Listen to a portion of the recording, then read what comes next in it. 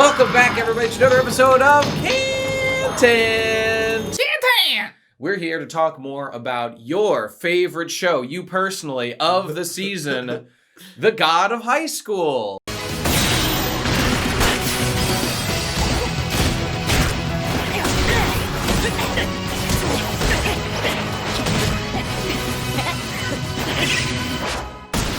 Wow. Episodes 5 through 8. It is actually my favorite show of the season. It is definitely my favorite show. It's fucking to sick, be fair, dude. We haven't watched 5 through 8 of the other shows. Maybe Rent a Girlfriend will just blow us away with the next block. We'll see. Yeah, this show, like, it's funny because we just got done filming for rewatching ReZero. Yep. Revisiting ReZero. Mm-hmm. And even in the early episodes, we sort of complained about how decompressed that show is. Yeah. That it's very long-winded about making its point. This show is the exact opposite. Completely it's as compressed different as possible. And sometimes, and I love it. Sometimes to its detriment a little bit. Yeah. And there's an episode later on here in this batch where there's 3 fights going on at once. Yeah. And I do think that they each kind of lose a little bit. Or really the main issue is that they're not focused on the one that I personally care about the most. Right. So it is kind of the total opposite problem. But I mean, I like I said last time, I'd much rather take this than the alternative. I mean, so as we somewhat predicted this might happen, but the show is continuing to be tournament arcs. It is just tournament arc layers. The first one was the regionals. Now we're at the nationals. We made it. I assume there may be an internationals eventually. It would make sense. And it does not fucking rest ever. It never is just the time between the preliminaries and the nationals is an episode, you know? Yeah, I think so. It pretty much starts off right away, and the show it's like a tournament arc taken to its logical conclusion of the whole show is a tournament arc. You know? Yeah. I just recently rewatched my Asterisk War Sucks series that I done years ago. Briefly had re-uploaded it, but YouTube wasn't happy about that. But there's a whole part where I break down how that show fucked up the tournament arc so badly, and which should be hard to do. It's a very simple formula, right? Yeah. Exactly. And I extensively go into talking about Yu Yu Hakusho and Nanoha Vivid and those tournament arcs. And this one has a lot of similarity to those. It has the same strengths that I talked about, but it's so focused and zeroed in on it that it can kind of do anything. It's as long as you have this tournament as a baseline, as a springboard for whatever powers, whatever characters, whatever random fucking one-off narratives you want to have. Yeah. This show is just as long as we get back to the stadium, you still feel like you're watching the same show, but it goes all over the place. And many times you feel I'm watching a show, they're going to cut away and address the setup to this, but no, it's just right back to the next fight, and then they hit you with the little bits of information you need to know as you go. Right. It keeps things moving at an amazing pace. So let's just address, first of all, clearly, our fears last time were the show might slow down, will it get more bloated and bad, and I don't know, will it manage to maintain our interest as it keeps the fast pace going? And my answers to those questions are absolutely yes. It is just as good, more or less, as the first batch. We had been worried because episode 4 was kind of really weird in that it was very tangential, and it was this is how we're going to handle the girls' arc for the start of the show is this weird offshoot story. But right after that, we get episode 5, which is our big fucking bro down, and Jean versus Han. Yeah, legitimately is one of the best rival battles I've ever seen. It was, and not to mention, they kicked up the animation to the heights of not only the show, but period of existence. And I'll just say this on the subject, there's not too much detail to set up. You know what's going on if you watch the last video or whatever. The bros have to battle because they both have important stakes that they need to do, personal and to protect the people they care about. The emotions that are achieved during this thing are the highest I've had all season of any show, and I was close to actual tears. I actually gave a shit about the struggles of Han fighting for his bro, and then we'll just say it now. In the middle of the fight, he's there. He has to win because the announcer guy the guy running the tournament is offering to use the nanomachine technology that heals them, that we've already addressed in the series, as a trial healing experiment on his friend. So he's currently trying that, and as the fight is going on. The announcer guy, the leader says, by the way, your friend died right now during the fight. So, like, all your motivation is gone. So then you get the moment where Han does his big attacks. He gets this information, and then the pace totally changes. Now he's got nothing to fight for. He's being beat up. He's getting his ass kicked. And then, of course, they walk in with the letter, the final words from the friend that say, hey, man, fight for yourself. You don't have to fight for me anymore. And that fills him with the spirit to just fight for himself now, and to see how much he can achieve and honor the memory of his friend with the flashback of him meeting the guy, his only true friend. Oh my God, the whole thing was awesome, and the animation goes fucking radical. These ink blot animation was nuts. Couldn't fucking, I don't know who animated it, but there was like, you know, the stadium erupts in like the Utapon Cube style. Yeah, like, yeah. And then all of a sudden it goes like, because there's been. The YouTuber Canepa has videos about the evolution of this new style called impact frames. Yeah. That Yutaka Nakamura has been like heavily like what's the word I'm looking for? Like innovating, influenced, iterating on, perhaps. Yeah, like and it's this idea of like the couple like during impact, like having a couple black and white frames that are just like crazy looking.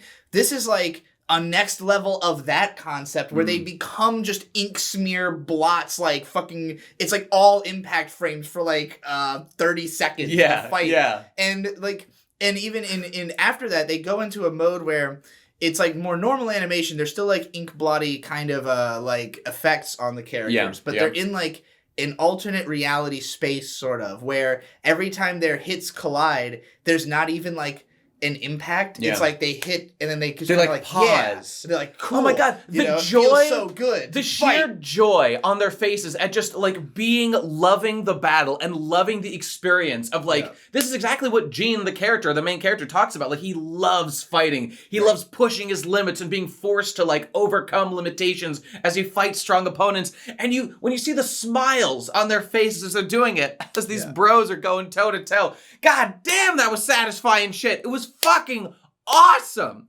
Episode 5 was awesome. Yeah. Transcendent, I would say. So, you know, I want to make as another point, because like last time, looking back, it's interesting to look at the comments on our first video, where a bunch of people are saying like, okay, this was pretty good, kind of boring, and then I got to episode 4, and I was like, they were like, I'm out of this.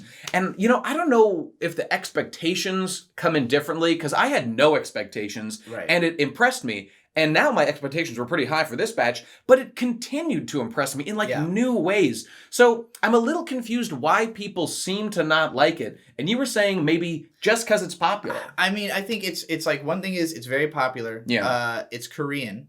It's called The God of High School, which sounds cringe. And it's mostly fighting. So like, I do think there's a lot of people who are going to look down on this show for just various reasons of just seeing it as like, oh, it's unintellectual popcorn entertainment. That also like the characters have kind of weird faces with the nose. I don't love that. So like, I just think there's a lot of reasons for, you know, for the average anime fan to be biased against this show. Okay. Even though it is massively popular. So obviously this is not like a huge detriment to it. Right. And that popularity is always going to come with that other side of the coin, especially if you watch it and you're like, oh, I don't get what everybody else sees in this, you know? But like, if you want to know what I see in it, watch episode 5. Yes. First of all, I have not seen this much like action animation in an episode of an anime, of a TV anime, like, ever. It's fucking crazy. It's up there. I mean, and the choreography is incredible. You can feel the different styles as we see the characters. They have clearly different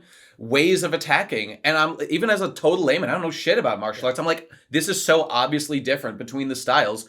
It's cool. It's radical. It's just like, as an anime fan, I have like expectations of how much animation I'm going to see in a show. Yeah. This utterly obliterates those expectations. And the fact that it's gone for 8 episodes, Studio Mappa has not dropped the ball once. I'm like, damn, you guys are actually doing it, you know? Now, things are getting it's their most consistent show yet, probably. Yeah, you might be right. Things are getting more exposition-y a little bit as we go. But see, I don't mind that, because we've already seen fights, we're given stakes, and we care about the characters. So to now, at this point, give us some dialogue to just explain things we've, like, already felt and seen. Yeah. It's like the right way to do it, it feels to me. We're in there, they're explaining things that we have questions about, so it doesn't feel like dead, boring explanation. It's exactly what we want out of a series that we now care about, now that we're over the hill a little bit. In many ways, it's like the first tournament, which is the first 5 episodes, is sort of the opening, like, chapter. You know, it's like the prologue in a way. That's mostly just about these 3 characters, how they met, how they became friends, you know? And by the end, they literally are like, we are friends now, officially. All of us agree. We're buddies. That was the moment. That was the thing that really brought me to my emotional heights when, at the beginning of the fight, you know, episode 4, at the end of last match, Han beat up the girl Mira, was totally devastated her, targeting her wound, and now at the beginning of episode 5, he says to Jean, like, we were never friends. I never thought you guys were friends. We get the flashback of him and his, like, cancer-ridden buddy, whatever, his only friend, because his other friends were disloyal. He was like the leader of, like, a delinquent gang. Those people were trifling as hell. They didn't give a fuck about him. It kind of gives you the impression that these are just people who just follow him around because he is strong, and he does not tell them to go away because he's always trying to do things for people, you know? Yeah, it's just that, like, the kind of people who want him to do things for them he's gonna attract bloodsuckers, parasites. Right. And even though, like, he basically says that he uses them as an excuse to get into fights on their behalf. Like, he loves fighting. He loves beating up bad guys, I guess. So, like, because he's when he meets or when he befriends the cancer guy before he's got cancer, of course. He was going to rescue somebody else who'd been captured. And the guy's like, all right, your friends aren't going to believe this. And he's like, they're not my friends. They're just, like, my excuse, you know? And so he's like, well, now you don't need an excuse because I'm your friend, you know? And now a true friend who will stand by. And they could just beat the shit out of each other every day, which is what they then do, apparently. It's something like that. Beat each other up every day on the roof of the school. God, the little arc that's been woven for Han and his friend, and now we've seen the conclusion of. I'm happy just to have experienced that little story already. Yeah. And it's kind of the best story I've experienced, like, this whole season so far. And, you know, I don't want to oversell it. Is it the most genius, original story? But they committed to having that friend fucking die. And he died. He's literally dead. They committed. They didn't pussy out like I don't know, like, well, Joey's sister in Yu-Gi-Oh! Or whatever. I don't know if, like, in the dub they made her blind instead of something. I think she was just blind, but whatever. It doesn't matter. Okay, but, you know, on the other side of the coin, I did want to say that I continue to notice things, like you were saying, that there is kind of a generic-y feel to the show, and I think this might be a reason why people don't get into it as much. Like, how about one of the episodes we get to, like, now we're learning that the stand powers or whatever, the Chanyok, I don't know, Korean words, the stands are, like, they're gods. You inhabit, like, the spirit of some god gives you power. Sort of, it's implied, like, gods or, like, former heroes, and just, like, any kind of, like, basically anybody who has been, like, legendary fucking strong. Like, you're calling on the powers of the ancestors, be that human spirit, whatever it is. And let's note some of the ones we see. We see, like, Q or whatever has just QAnon, has, like, Joker. Yeah. That's not a hero. That's just, like, a concept in cards. Yeah, it's literally like the playing card Joker, but he has a scythe, so he's like use Death the scythe. Joker. Oh, look, okay, fine. What else we got? You have Thor's hammer was there. Yeah. Okay, Thor, I get it. He's got a hammer. That was fine. A little underwhelming in its execution, but that was fine. And then you had the girl, other swordsman girl, just had Bastard. Just Bastard. And it looked like the kind of like the big glowing Excalibur that Saber has in Fate's Stay Night or whatever. Like, what is Bastard? I'm confused. Now I'm getting a little confused as to exactly, like, literally, is there some historical bastard that I'm unaware of, like a sword? Yeah, is it an individual sword, or is it just, like, the concept of bastard swords? Like, the god of bastard sword? Because what is Joker? That's also another, like, generic. I mean, like, I don't know how Korean like concepts of gods are and stuff, but like in Japanese and Shinto religion, basically everything has a god. Like every object, every concept, like in the anime Kamichu is about a middle school girl who just like one day becomes the god of middle school girls. And like that's just so now she like communes with all these other gods. She meets like, you know, the god of CD players, which is like a CD player in the god realm. All right, that's funny. Maybe it's something like that. Just the god of bastard swords, the spirit of the bastard sword. That's fine. I guess I'm just looking for a little clarification because it's a little underwhelming, this whole system of powers we've got here. If they set it up with just like JoJo rules of like it's just the manifestation of your power, that's fine. Then you can do whatever you want, and like it can be expected that some of these powers are like really underwhelming if like you're an underwhelming person or whatever. I guess we want to see more like connections to the powers, like personal reasons, like why does this character have this power? We don't have a good sense of that yet, you know? I think we're like at the end of episode 8 or whatever, we see Han going to like be like, I want to develop my Chan-Yak or whatever it is. And he talks to like the developer guy. So I think that we will get into that. That might be like our last power up for Han. Maybe Mira will get one too. So I'm looking forward to that. But I do have questions about that.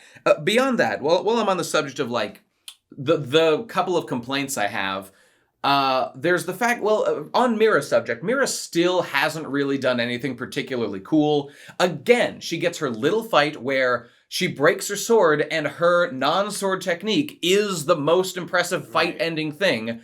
Are they going somewhere with this or not? I'm still confused. I really hope so. Like we're going into a period where Han has been already disqualified from the next match. Right. Which we should Mira, clarify at this point. So they, of course, the top 3 people from the regionals are all now on a team. So Han and Jean fought in the finals, and Mira, I thought they would just skip this and say, oh, she won the thing. But we actually see a little match between Han and the guy who lost to somebody else or whatever. So that was cool. I was glad to see that. Yeah, but like, and now that we're in the tournament, we've got it's you know, basically best 2 out of 3 between your teams.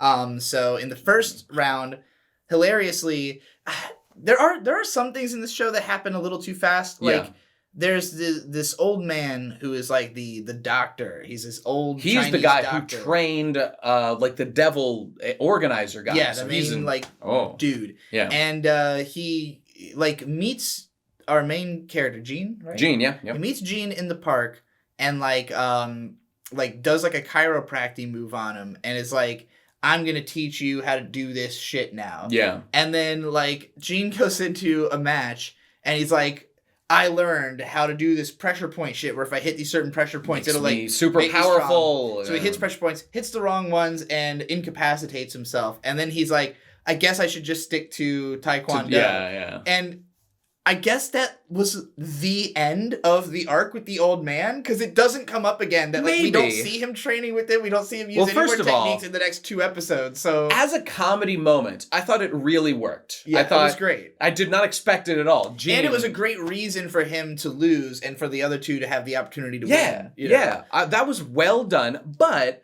it was weird to see how fast and how little screen time that old man had for the apparent importance he has in the narrative now.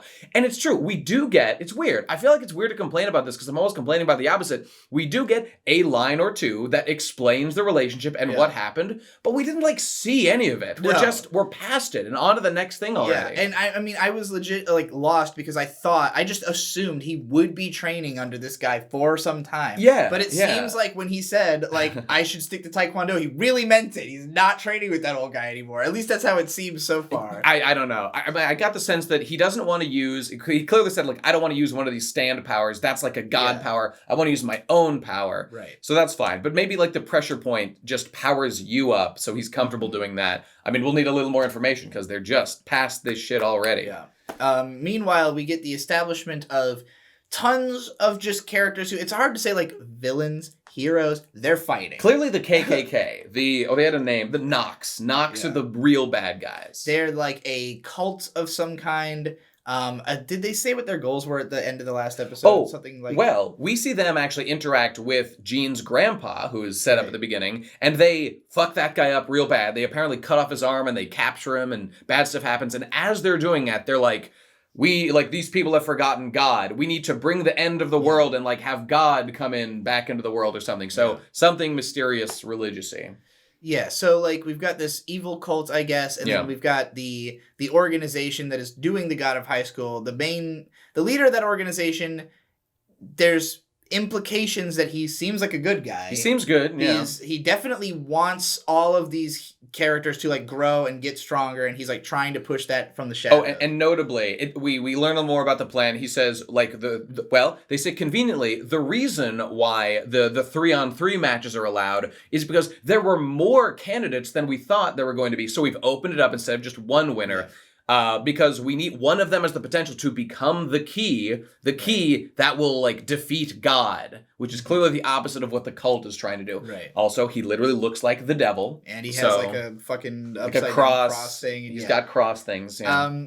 Yeah, that guy's cool as fuck. Yeah, I like him. And he, you know, there's always this kind of push and pull of, like, is he a good guy or a bad guy? Because notably, we were wondering about this. We thought to ourselves, oh, it's really dumb that in the middle of the fight, Han was fighting Jean. He was told by that guy, your friend died. We're like, well, now it's going to ruin everything. Yeah. It actually made it the best possible thing. As the guy says, no, when a man has lost everything, that's when you truly see his spirit. And that's exactly what happened. And it was fucking awesome. And we thought to ourselves, well, Jesus Christ, I mean, the whole point of this was so that Han could get treatment for his friend, but it turns out that organizer had already begun the nanomachine healing treatment. It was just too late. Mm-hmm. So, like, no one's a villain here. They did everything they could to save this guy once they knew about it. So I like everybody involved here. It was fucking awesome. It was like a heartwarming, wonderful moment. Right, and they sort of doubled down on that in a way that I'm not sure if you felt as strong, as positively about this, but we'll have to tell the story of the announcer guy. Sure. This is one of the places where I think that the show's rapidness worked really well. I agree. Like, we've got a guy who's literally just the announcer of the tournament. That's all he's done so far. He's got, like, Kamina glasses on. Long nose. He's just an announcer guy.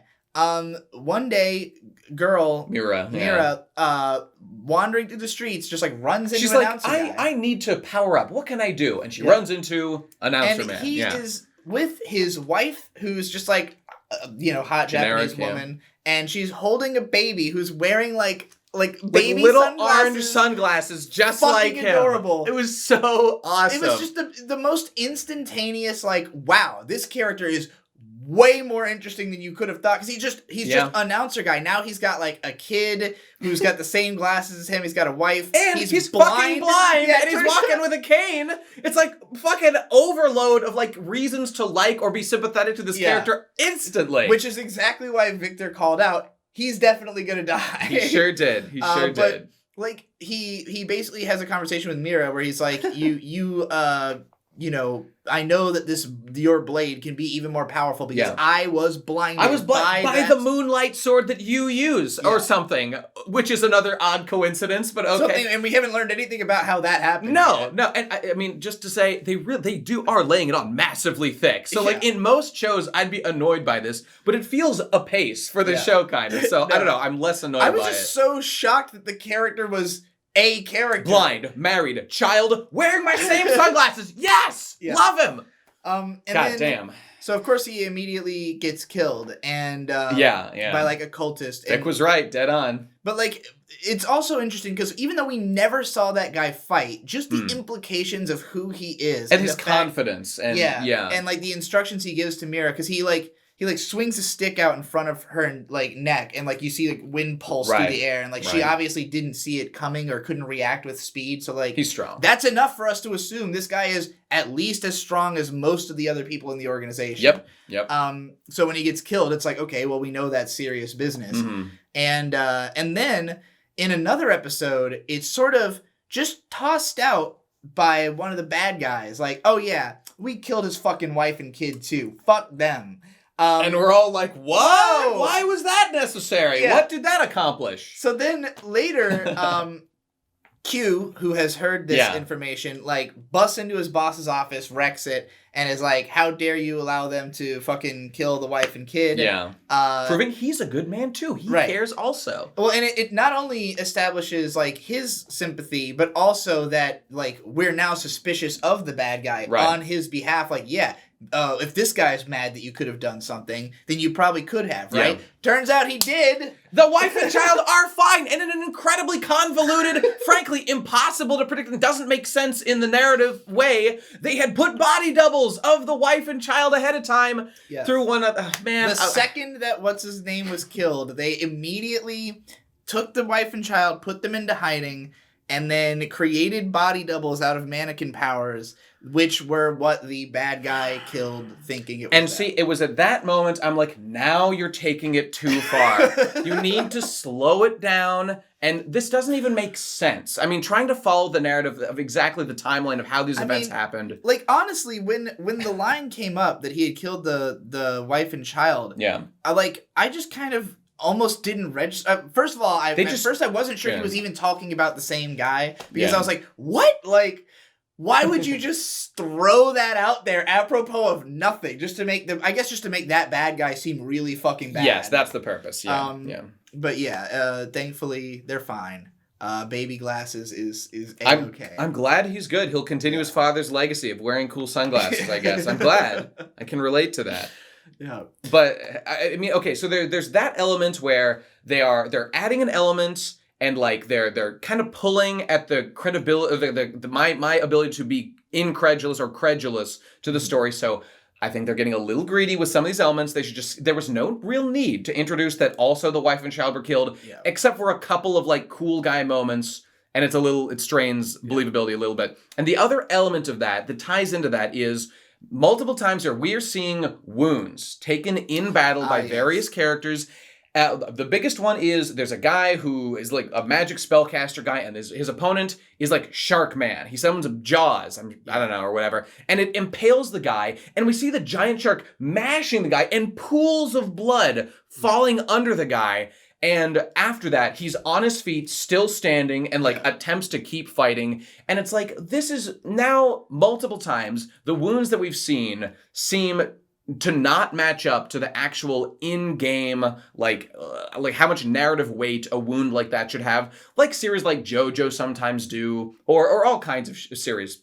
In One Piece, Luffy got hit with a giant hole in his side. He was like on his feet fighting moments later. It strains like your attachment to the actual events of the narrative. And as I was saying to Vic when we were watching it, it's like, well, now I have to care less. I don't need to care as much. Right. And that's not good. You want us to be invested and really care about the blow by blow. Yeah. And if you do too much of that, it just eats away at your credibility.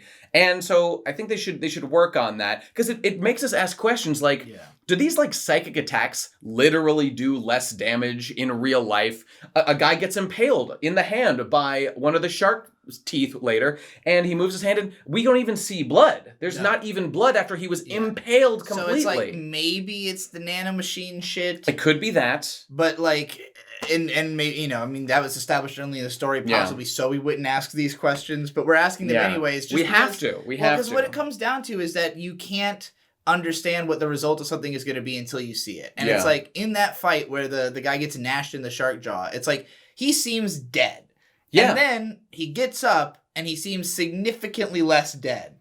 Then he continues to fight, he gets knocked out, and he does eventually die. He does die. In like the hospital. So I don't know, it's just, what would you expect the physical consequences to be of a giant shark mouth literally mashing repeatedly and chewing your midsection in half? Yeah. You'd be bisected. You'd be cut in half. How is this? Like, he had like blood in the center of his body, not even like around. Yeah. And like his jacket only where the initial impaling had happened was there like still a blood stain. It just raises questions about how much of this is actually happening versus... And how much damage does it deal, like, in video game logic? Thankfully, the show is just good enough for me to not care and willing to watch it anyway. Well, I care, but it doesn't ruin the show by any means. It's just, okay, I know I give it a little bit of flexibility into how much these things matter. I've seen it done way worse than this, so I can handle it. But you were saying that in JoJo, there's parts where, like, a character's hand will you'll literally see characters, be severed. Like, severed, cut off, and then magically, at a cut later, you'll just see, like, a little bit of blood on the side. I've seen that many times in JoJo and other places. So it's not at that level. But I'm saying if there's one thing I would improve because the reason why this matters is because an audience needs to understand the stakes and be able to know, like, when something happens on screen, I either should or shouldn't care about it based on, like, the particular rules of the animation style or like in JoJo, I know things aren't that permanent and I go in with that lens. This show is kind of still establishing how much things matter versus not. And it like I said before, it hurts a little bit of like credibility in it just makes us confused. And you don't want your audience to be confused. You want us to understand how serious things are. And with like, see, because the other time is later on, as Vic was pointing out, our character Gene jumps down from a tree and like twists his ankle. Yeah. And I was like, oh shit, like the branch broke from under him. He fell. So it was like an unintentional fall. Right, he spins a few times, but yeah, it's like, oh, I sprained my ankle. And it's like, this guy was like bouncing off the rafters of the fucking tournament. And like, I love that stuff. And, you know, I can give it some flexibility, like I said. Like, you know that in a fight, things kind of matter less moment to moment than out in like narrative land where we're having conversations. Oh, I sprained my ankle. And it gives the old Chinese guy or whatever an excuse to use his acupuncture healing technique so that we understand it. That's all fine. You know, hey, you could have had a kid get a sprained ankle instead, and he uses it on him. Now we understand what it does. So I'm just saying they should think about these things as they're writing, because some of these things aren't matching up perfectly. And it kind of is my biggest criticism, and that some things are just too fast. Yeah. But beyond that, it's an absolutely radical ride. So these are minor complaints. I mean, it's like there are character arcs that are like 7 minutes long in this show that feel more complete than entire characters who exist in all of ReZero. Like Aniki. Let's talk about Aniki for a minute. The green-haired guy. So after Gene whiffs his match with the acupuncture, whatever, and falls down, now we know Han and Mira need to win their fights or they'll be disqualified. So the first fight is Han, who just at his big moment, we know how powerful he is. And the other guy is, I'm just going to call him Aniki because I don't know his name. Mm-hmm. This green-haired 38-year-old man who is in high school because what's the line he says as he walks in? It's like you're never too old to learn. You're never too old to learn.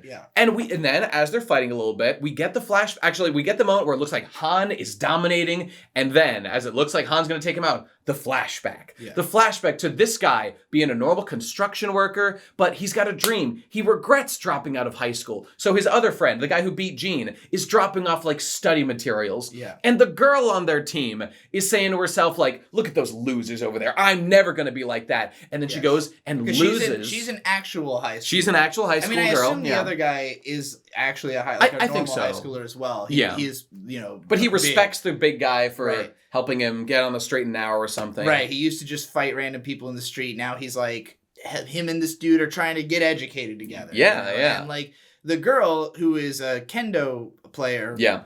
Fighter, whatever.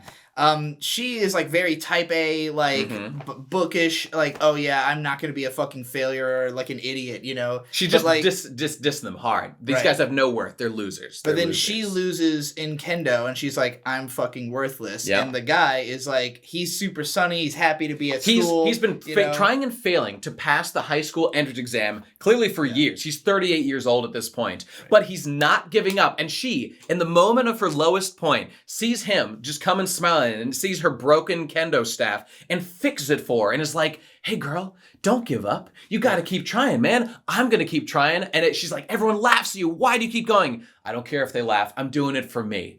Because it's what I want. I'm not going to let people laugh at me, and I'm going to keep smiling through it, baby. And the blush and the flush and the whap, the wet ass pussy begins immediately at that moment. And I'm like, I want these two to get married. I love them. They're my favorite characters now. That's all it takes. That's all it takes to make me love your characters.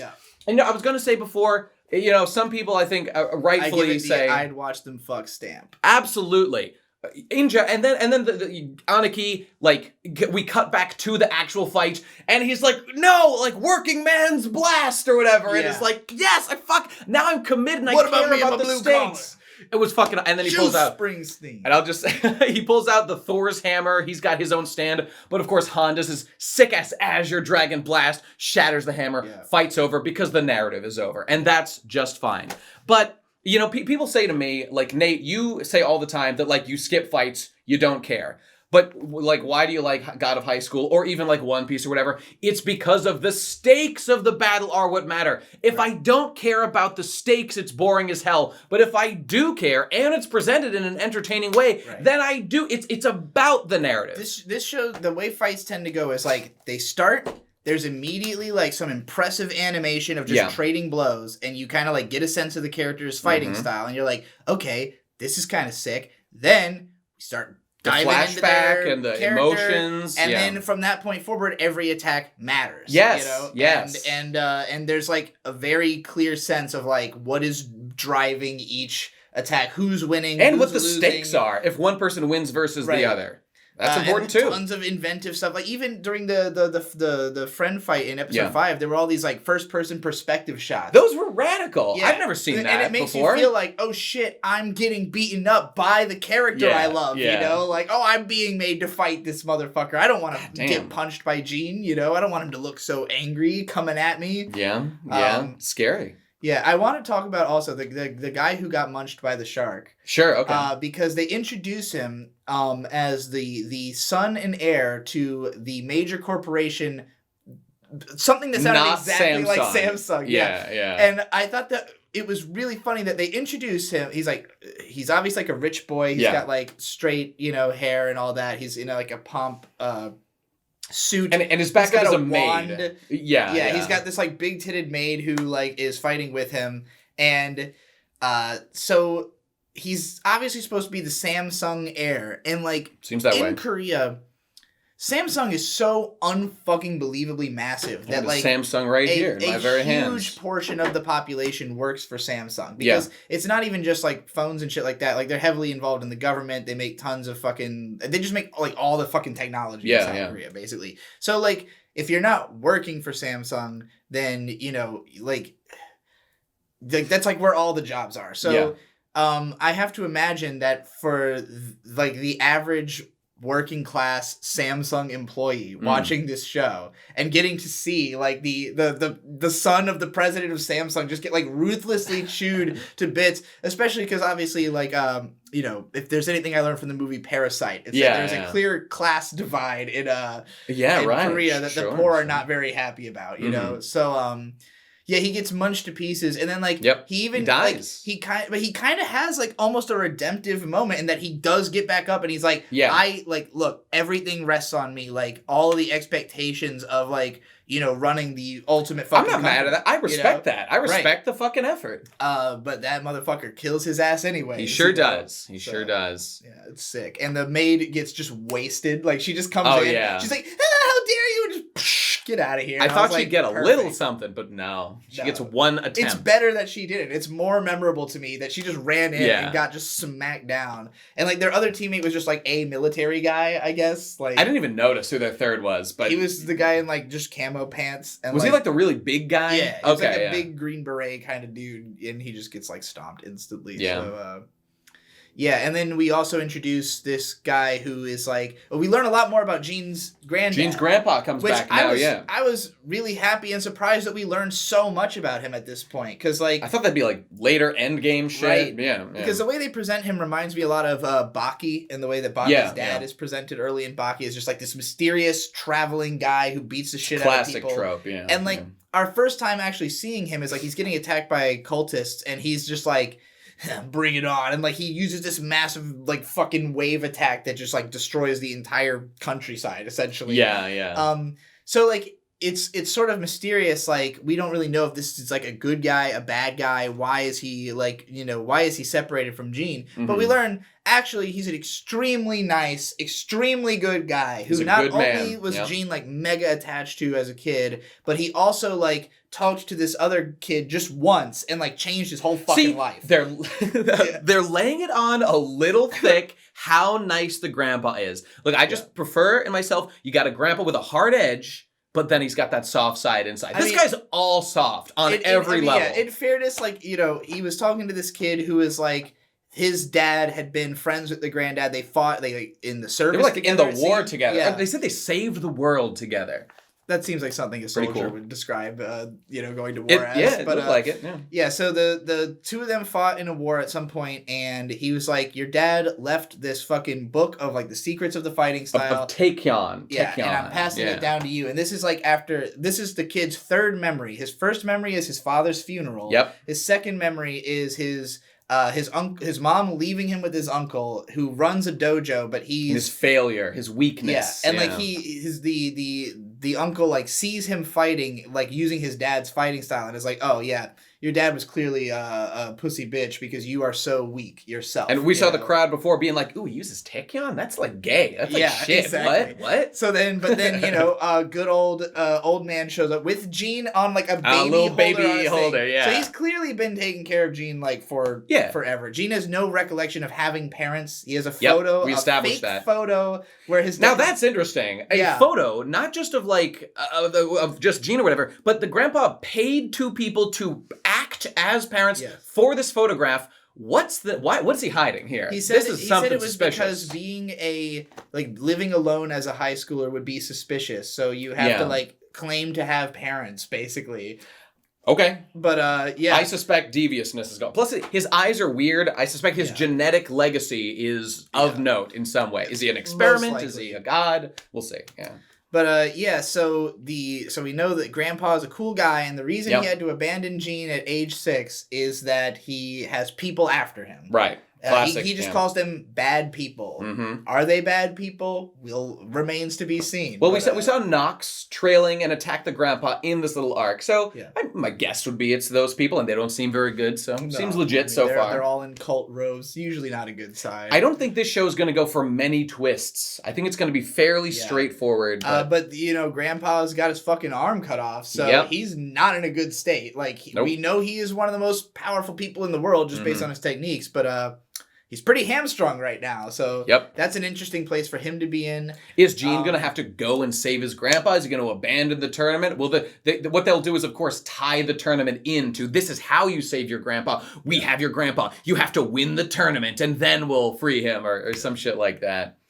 Well, I think we pretty much covered it all, but this show it's just exciting. Like, It never, even if it goes a little too fast and you don't get like the same maybe rich level of connection to a lot of these characters that you might, with somebody who's more fleshed out. Yeah. Like, I think about like the Yu Yu Hakusho Dark Tournament arc. My least favorite part of it is that there are occasionally these battles where like they have characters who only exist for 2 or 3 episodes, and they're given like all this sympathetic backstory that I just don't give a fuck about because it's like it's too sappy. This show cuts all the like the sappy shit out, and it's just like literally we can have an arc in 7 minutes. It's not about filling 2 whole episodes. It's just about telling the story. Because I don't know exactly. Somebody was saying in last episode like how many chapters we've covered, and it sounded like we covered like 100 chapters. Or like I mean that might be an exaggeration, but someone said like the first 4 episodes covered like volumes of material, and I was like, is the anime like actually saying like fuck it, we don't need all this shit. Let's just make it fast. Let's get to the good shit. I haven't read it, but if anyone can weigh in on that, I'd be very curious to know like how far we've gotten in chapters, maybe at the end of this arc. But okay, analogy. As I was getting ready today, I was like, Nate, what cool shirt should I wear? I was gonna wear my Huel shirt, but then of course I saw my Charlotte Katakuri shirt, so I wore that instead. But I almost wore my Huel shirt, and my point is, this isn't popcorn entertainment. This is Huel entertainment because it's the nutrition you need at light speed. It's not like junk food. It's the bare essentials that you need. When will Huel pay me for my eternal shilling of their product? I don't know. They won't answer my emails. But that's what it's like. It's what you need for a healthy day. And some people, the haters out there, will be like, "Oh, there's not enough, fancy frou-frou. I need everything to be like prepared. I need so much of this shit." No, you just need the essentials. You need frankly, the best animation in the game right now. You need character arcs that are short and fast. This show is like fried chicken. It's like it's Huel, damn it. It's nutritionally satisfying. Not just like. I mean, it is. There's protein in fried chicken, though. I would say that, maybe I'm just comparing it to something that's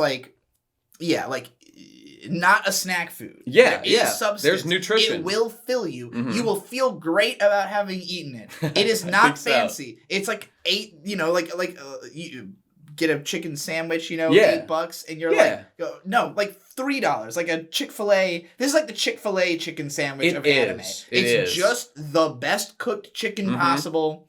With like a couple of pickles and a bun, and you can throw a little sauce on it. It is, maybe a little indigestion, because there's some fried going on, but that goes away quickly. And you're just like, I got my protein. Maybe the Chick-fil-A Deluxe with the sauce on it and stuff. With the bacon, or not the bacon, the lettuce and tomato. Now I'm getting hungry, so I'm hungry too. Anyway, subscribe star to get our bonus episodes. $10 for bonus episodes. There's gotta be one out by now. We're working hard to get them out. And they're gonna be hype-based and epic, and you will enjoy seeing them. So we'll let you know when we've got more out. But we can say what the first one is. It should be out by now. It's Prefectural Earth Defense Force, and it's gonna be awesome. We're trying to go with like obscure OVAs for the bonus episodes. Because KHANTENT is about talking about popular things, occasionally really bad things that we want to make popular the fact that they are bad. But like. When it comes to just talking about like cool older shit, because there's plenty of people who have asked, like, will you talk about cool older shows? Yeah. It's just not profitable. It would not fit the business model of the show. So, no. But bonus episodes don't have to fit that model. Exactly. So... And it's like if you're willing to pay extra, you get to hear about cool old OVAs. And I guarantee if you like hearing us talk about anime endlessly, you will enjoy the conversation about Prefectural Earth Defense Force. I won't say why, but it's good shit.